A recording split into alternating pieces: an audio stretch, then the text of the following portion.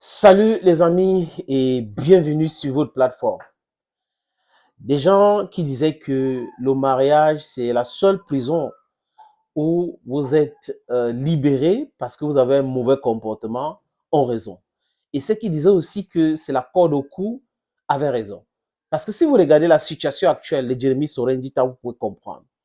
C'est difficile. J'ai lu euh, la, la, la lettre du divorce ou le communiqué de l'avocat de JTAP où ils ont présenté au tribunal et autres. Ça veut dire que ce monsieur vivait le calvaire. Donc, c'est un homme battu et abattu aujourd'hui qui parle de sa souffrance, de sa misère. JTAP a connu Lord Tokam Fotso, aujourd'hui Lord JTAP, il y a de cela 12 ans. Ils se sont mariés.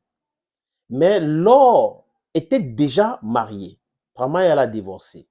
Et elle aurait dit à Njitap que les enfants de 4 ans, parce qu'ils étaient ensemble, vraiment, ils étaient déjà ensemble, alors que Laure était marié, allait trouver l'erreur. Ce n'est pas à moi de vous préciser les choses, c'est les grandes personnes. Donc, une femme mariée, certainement dans son foyer, a fait des enfants avec un homme en dehors de son foyer, qui serait Njitap. Mais le drame aujourd'hui, c'est quoi, les amis? C'est que, après avoir fait un test de parenté, Njitap se rend compte que les jumeaux ne sont pas ses enfants. Et Laure avait sa première fille qu'elle a fait dans son précédent mariage. Donc, tous ces enfants-là étaient comme les enfants de Njitap. Et Njitap dit que avant le mariage, Laure se comportait très bien avec lui. Mais après le mariage, c'était le calvaire. Laure passait son temps à l'insulter. J'ai même eu un ami à moi qui m'a parlé de l'attitude de Laure, que pendant certains événements familiales où Njitap était présent, et la grande famille Fotso était présente, les hôtesses voulaient souvent prendre les photos avec Jérémy Soren Njitap. Mais Njitap, paniqué, devrait toujours demander l'autorisation à Lord Njitap. Et Lord Njitap acceptait souvent, après bloquer d'autres, refusait très souvent aussi. Donc Njitap était devenu la femme de la maison et Lord le chef de la famille. Donc Lord était devenu le chef de la famille et Njitap comprenait. C'était comme ça. Et Njitap dit que il était régulièrement insulté par Laure devant les enfants. C'est quand même terrible. Donc, Laure insultait Njitap devant les enfants. Et Laure ferme la chambre conjugale. Elle ferme la chambre conjugale. Parfois, elle chasse Njitap dans la chambre conjugale. Et depuis longtemps, Njitap n'a pas consommé son mariage. Donc, les rapports sexuels étaient interdits avec M. Jérémy Sorel Njitap, celui qui veut remplacer Samuel Eto'o à la tête de la Fédération camerounaise de football. Les psychologues et beaucoup d'amis de Njitap devraient quand même discuter avec lui parce que là, c'est pas facile. C'est pas du tout facile. Une situation pareille où votre femme vous insulte devant vos enfants, vous rendez compte que les enfants que vous pensez qui étaient les siens ne sont pas vos enfants. Vous rendez compte que la première fille de votre femme vous insulte, vous méprise, votre femme vous méprise, donc vous êtes chosifié. C'est-à-dire qu'un homme qui subit cela et qui reste depuis 12 ans dans une situation comme ça ne peut qu'être un aigri, ne peut être que malheureux, je ne sais pas. Donc, il y a beaucoup de choses qui peuvent lui arriver. Envieux parce qu'il peut regarder les autres couples qui fonctionnent normalement. Heureusement que Njitap est encore jeune, il peut encore faire des enfants. Maintenant, c'est ce que Njitap a dit. Il y a un autre problème que Njitap doit devoir régler. Le problème d'héritage de la famille Fotso Victor. Certains nous parlent de Silma Lovouri, le terrain de Silma Lovouri, d'autres terrains et autres. Donc, beaucoup de choses. Apparemment, je ne dis pas ça, je ne confirme pas l'information. Je dis, selon certaines personnes, c'est par rapport à ça que Nadia a porté plainte contre Njitap. Et Nadia veut voir Njitap tomber. Parce qu'apparemment, Njitap aurait entré en connivence avec sa sœur Laure pour spolier les biens du milliardaire, du feu milliardaire Victor Fotso. Ils sont déjà au tribunal et Nadia a porté plainte contre Njitap, contre Lucie, contre Yves Michel Fosso, contre Laure. Et je me suis posé la question, Njitap fait quoi quand on est en train de parler d'une histoire de famille et héritage? Ça veut donc dire qu'il y a anguille sur roche.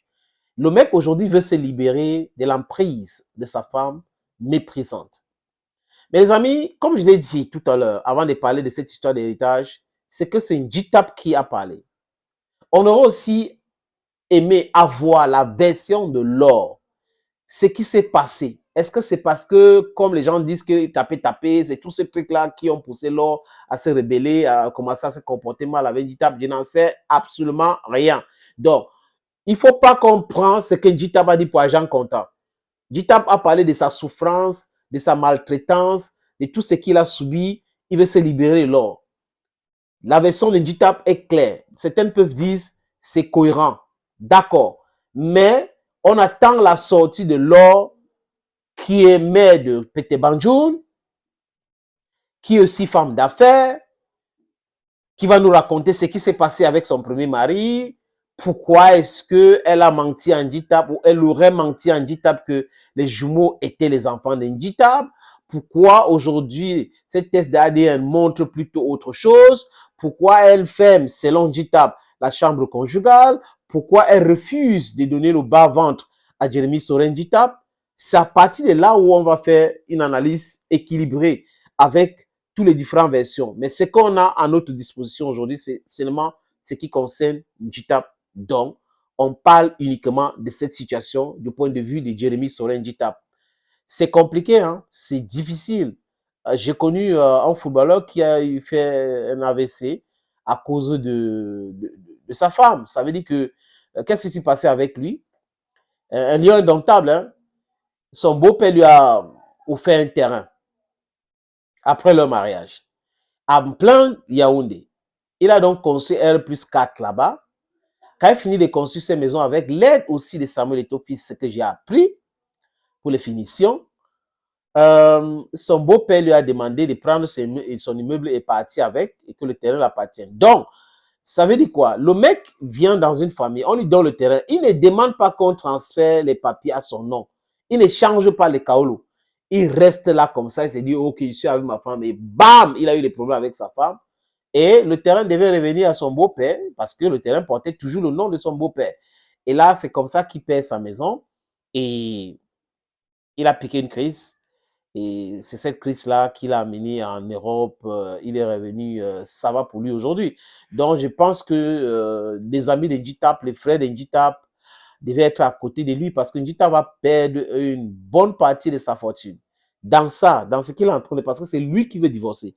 Il va perdre une très bonne partie de sa fortune et on sait comment ça se passe après. Peut-être qu'il va s'accrocher davantage au Sénafor, qu'il va vouloir X, Y.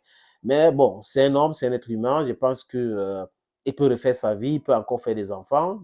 Je ne suis pas médecin. J'espère il peut continuer de faire ses enfants, faire sa vie.